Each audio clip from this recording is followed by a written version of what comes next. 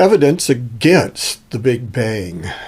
You've told me already that you don't like this guy, so just let that go and deal with content, please. You know, the universe is run by laws. Gravity, centrifugal force, inertia, Boyle's law, Cole's law. Who made the laws? And by the way, why aren't the laws still evolving? Why are the laws always so steady? The laws don't evolve. Where did the energy come from?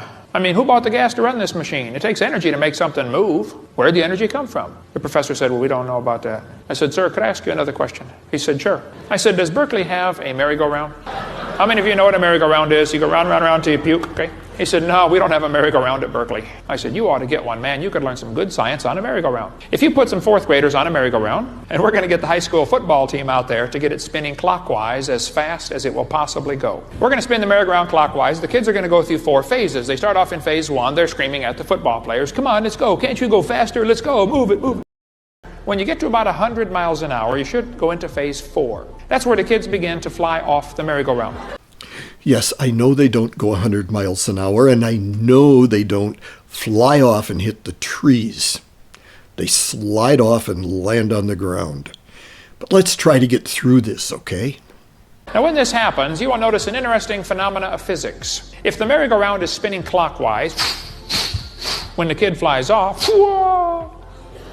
the kid will be spinning clockwise until he encounters resistance, like a tree or a telephone pole. That's because of a law known as the conservation of angular momentum. You see, if a spinning object breaks apart in a frictionless environment, the fragments will always spin the same way because the outside's moving faster than the inside.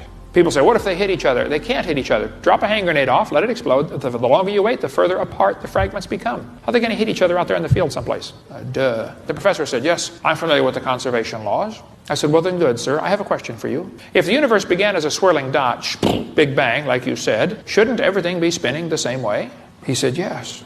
I said, would you tell me why then that 2 and possibly 3 of the planets are spinning backwards?